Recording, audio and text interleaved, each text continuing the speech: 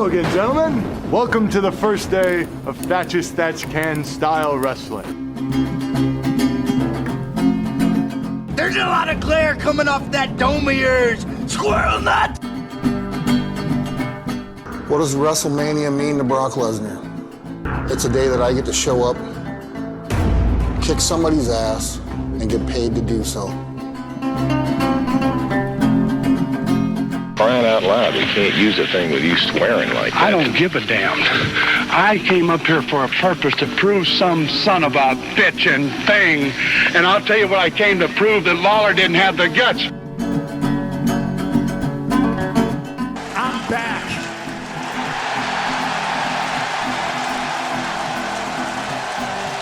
And I'm back for you. I'm not gonna lie, I'm back for me too. Hey there, folks. Welcome to We Don't Know Wrestling, episode 112. I'm your host, Sam Damasio. We're going to be doing things a little bit differently this week. As I try to iron out the format of the new We Don't Know Wrestling, we're going to try to speed things up just a tad. We're going to be doing away with some of the segments in the normal way we've been doing it in the past few episodes. Instead, we're going to be doing my top 5 things of the week. That's a working name, just so you know. I'm not in love with it. But it's Wednesday, 7:21 Eastern Standard Time, the correct time zone. So we're just going to get into it right now. Starting off with number 5. We have Action Wrestling's Shug, You're Going Down. And I am really glad that someone in my Slack chat with some of the wrestling luminaries were able to kind of remind me, hey, this is a Fall Out Boy reference, as you can also tell from the art for the matches. It's rad. I've now been laughing at it ever since, but also deeply impressed. Action Wrestling is a really good promotion. They put on fun, easy to watch shows. They don't always produce great matches every single time out, but like, that's 2 hours, 2.5 hours. They're going to be well spent, which is better than I can say for most wrestling promotions now, and frankly, over the past 25 years. So, absolutely something that we should on the lookout for. The big matches coming out of that, to me right now, Adam Priest versus JD Drake. Adam Priest has become one of the top wrestlers on independent wrestling today. I love him to bits. He just kicks a whole bunch of ass, always brings energy. His run on uncharted territories has been a lot of fun, between the John Wayne Murdoch match, the Damian Tangra match. It's good stuff. Keep up with him there. But I think the JD Drake match could be maybe his best one yet of this current run. So excited to see how that plays out. He also has been wrestling in Modern Arts Grappling, the promotion that I didn't know was a promotion until recently and isn't just a name of a show. So excited to see what he can do there in the Jonathan Gresham promotion. But that's going to be a hootenanny of a match for sure. We have AC Mack versus Eric Royal for the Independent Wrestling TV World Championship. That's going to be fun. I'm not the biggest AC Mack wrestling fan currently. I was probably a couple of years ago, but it feels like I was hoping a little bit more evolution there. But I think this is the kind of match where there's just going to be a lot of charisma in that ring. Could really work. Eric Royal, a lot better than Marcus Mathers. So excited to see how that one plays out. I would not hate an Eric Royal as independent wrestling champion. So would be excited for that. And the real big match of the show, now that unfortunately Violence is Forever versus Airbnb is no longer happening, a match that I think would have been the match I'm most excited about, just because of how amped I've been over Airbnb of Bobby Flacco and Brogan Finley. But unfortunately, that's not happening. But let me tell you, Daniel Makabe versus Anthony Henry that's about as good of a match as you're going to see in independent wrestling on any card right now. I know, admittedly, this weekend, we also have Biff Busick versus Jeremy Wyatt at St. Louis Anarchy. That's going to be a real humdinger. But Daniel Makabe versus Anthony Henry, that really is just music to my ears. I can't imagine that being anything less than great. Expectations are high. I have all the confidence in the world. These two technical wrestlers can figure this out for the show coming up this Friday. So by the time you listen to it, probably tomorrow.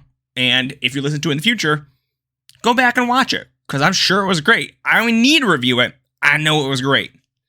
Number 4.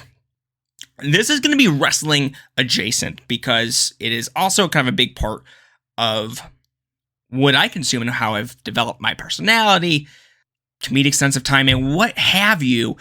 Giant Bomb, video game website, founded by Jeff Gertzman, who has officially left the site to start his own enterprise, started a Patreon. Jeff is one of the most important figures in video games.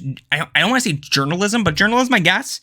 Journalism gets thrown around really weirdly in spaces like video games and wrestling, because there's a lot of meshing of, are you a critic?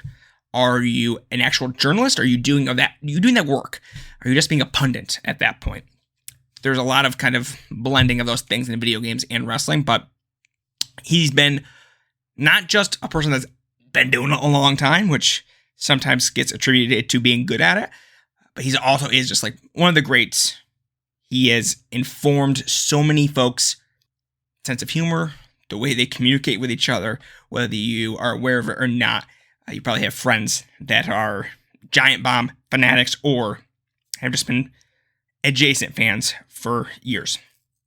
But what makes this wrestling adjacent is that Dan Reichert, who's a former member of Giant Bomb, left Giant Bomb to go join the WWE podcasting department, where he worked on the New Day podcast. He was the biggest WWE fan you could possibly imagine. He is sort of the fake person you build in your head of like, okay, this person could exist. They're just deranged enough to like the WWE without feeling like, oh, this person's actually lost it completely. And he quit because of how terrible it was to work there, because he's so used to being a creative person. And that was his hope going to WWE. Oh, I'm going to create things in this world, the sandbox that I love. And he's also now back at Giant Bomb, creating stuff for that company, which I am very excited about. I am been a fan of Giant Bomb, but for these past few years, I have not been able to really keep up with it just because of the new crew and things like that. It's a personality-driven website, if you're not familiar.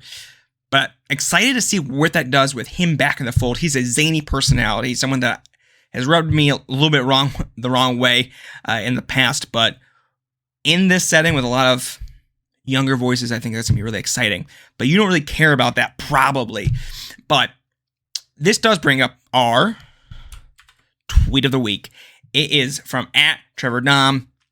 When WWE has lost Dan Reichert, something has gone wrong. That isn't the canary leaving the coal mine. That is the canary who has a fetish for coal leaving the coal mine. That sums it up completely. And he goes on in other threads, but it really does paint the picture of Dan Reichert leaving. He does a stream, Dan does, later in that day of announcing he's left WWE and is now at Giant Bomb, where he talks about, hey, I really disliked it, and there were people I instantly want to avoid, and there were just situations that weren't fun, weren't enjoyable, and stifled him as a creative, but also in his career, frankly. And Trevor does a great job of kind of illustrating, hey, like, yes, this is just the podcast, just a podcast guy, whatever. But now we've seen that in pretty much every phase of that company, from talent to a corporate position to podcasting, you name it. There is not a person at that company, well, not a section of that company, that's untouched by the rot, by the disease, by the infestation of feeling like you can't grow, like you can't really do anything. So, if you ever defend WWE, let me tell you, you're a big dumb idiot. So, there you go. That is your tweet of the week. That is number 4. Moving on to number 3. I want to talk about the MJF promo very quickly. I thought it was one of the silliest things that I've seen get so much praise in a long time. It is a quote-unquote shoot promo. It's a work shoot promo. And I know Quentin and Tim touched on it as well. But I didn't grasp how silly this thing was. Like, I expected maybe a little bit more groundedness when I actually watched it. Something that felt a little bit more true to life. Like, oh, this is a shoot. But no, like, this is just a wrestling promo. There's no real big shades of gray. Sure, it's tapping into reality, whatever. But it never felt like it crossed a line. It never felt like it was going across the aisle. And part of that is because, like, a lot of the comparisons are going to be to the pipe bomb promo that CM Punk did. But you never saw anyone really step out of the WWE bubble in their promos. Which is just doing that alone felt like, oh wow, this is different. You can't do that in AEW because AEW exists in the wrestling world, but it just didn't feel, I don't want to say edgy enough, but it didn't have enough grit to it, I suppose. MJF didn't sit down with it. I mean, I'm not doing it in the pipe bomb sense. I mean that in the, it just felt like an angry wrestler delivering a speech. Him saying, "This is Max Friedman talking," was one of the corniest things I've heard in a long time. And there is a line in here which I think is also very bad, and it made me laugh because it sounded so stupid. MJF said, "I'm not expected to hit home runs. I'm expected to hit grand slams. A baseball situation that means 3 other hitters have found their way to the bases." That's a team effort. Grand slams are not individual stats. That's a team stat. I don't know. I feel like you don't make that reference when you're in a single promo here. But whatever. Also, he just says, "I don't want to be here anymore," which is just, again, corny thing to say. He should have just said, I'm quitting. Obviously, there are other situations like, oh, you can't say that. Like, you're not going to get your money that way. Well, you should just say it. Like, just, you want out, you go out. I don't know if this was, I think it was supposed to be a heel promo, but this feels like mixes of babyface elements because you're going against your boss. I don't know. It's just the silliest thing I've heard in a hot minute. And it feels like this got a lot of undue excitement, calling it one of the best promos ever, when we just had an Eddie Kingston promo for the pay-per-view that puts this one in the dirt. And that might not be Eddie's top 3 promos that he's delivered in AEW, period. So, I don't know. It feels like we've jumped ahead a little. Number 2 here. Number 2 is going to blend in a little bit with number 1, so bear with me here. Giant Baba.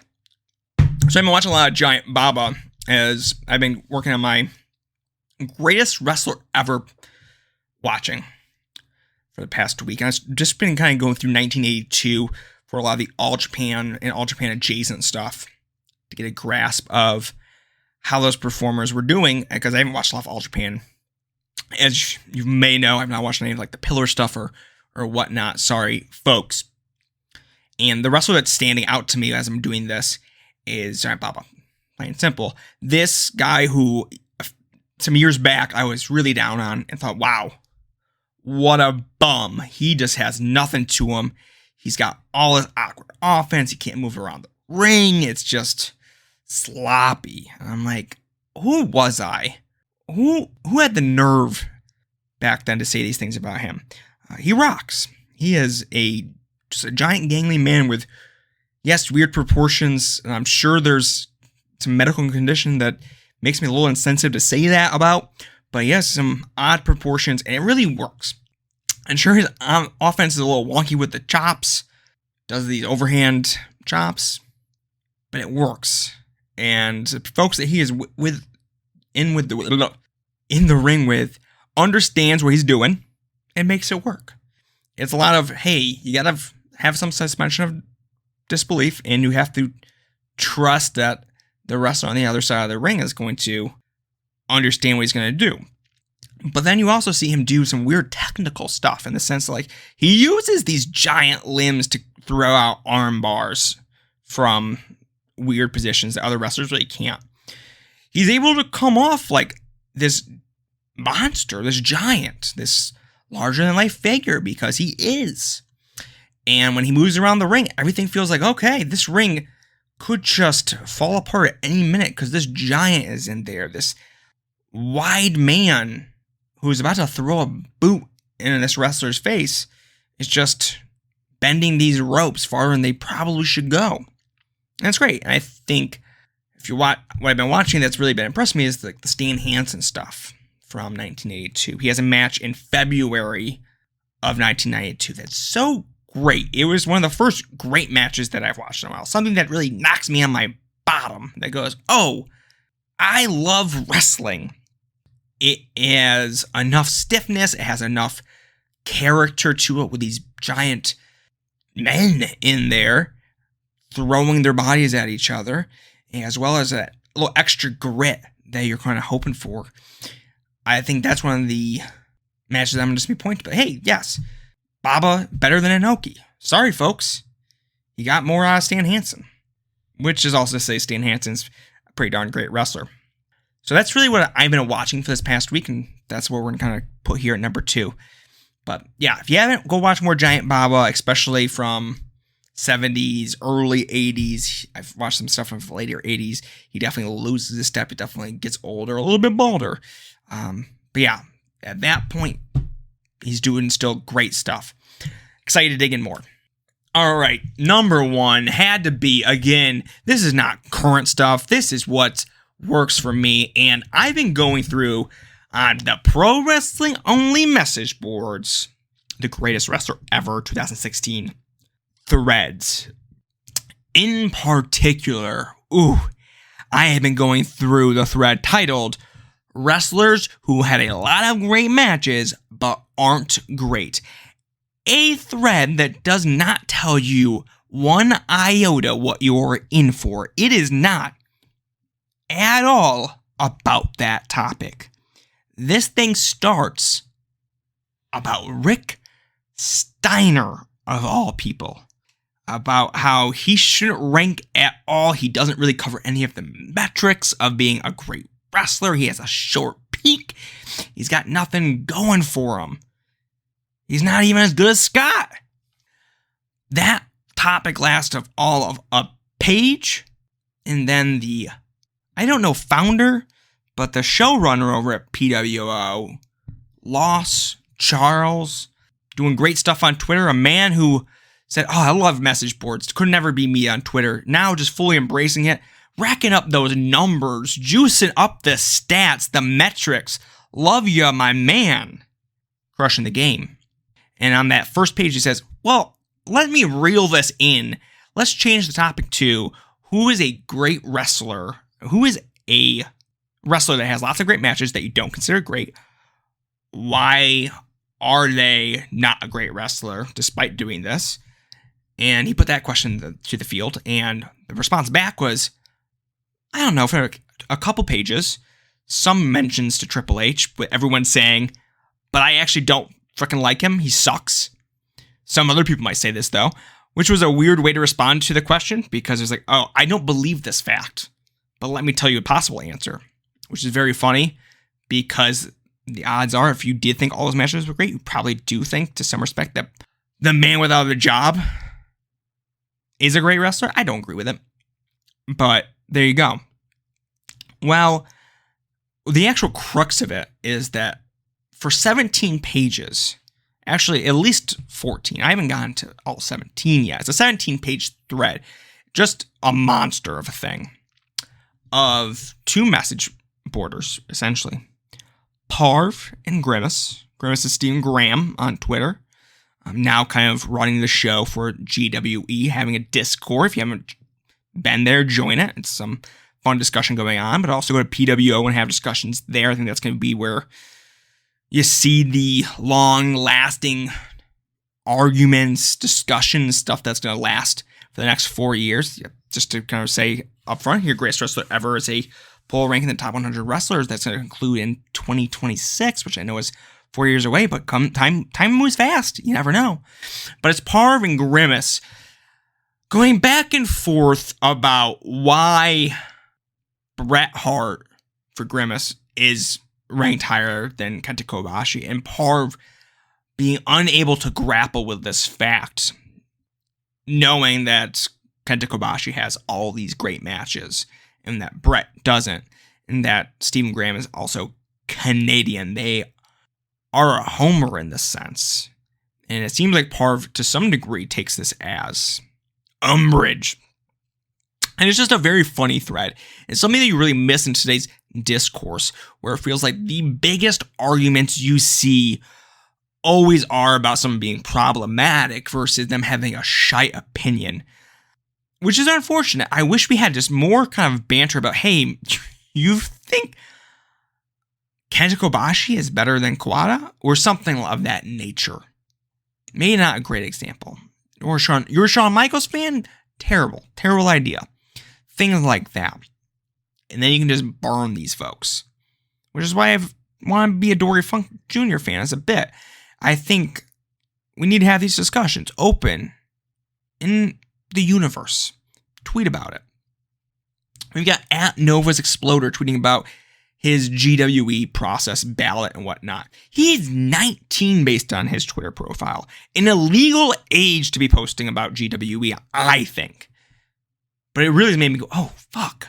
I'm 29. I'm an old-ass man here. Not quite.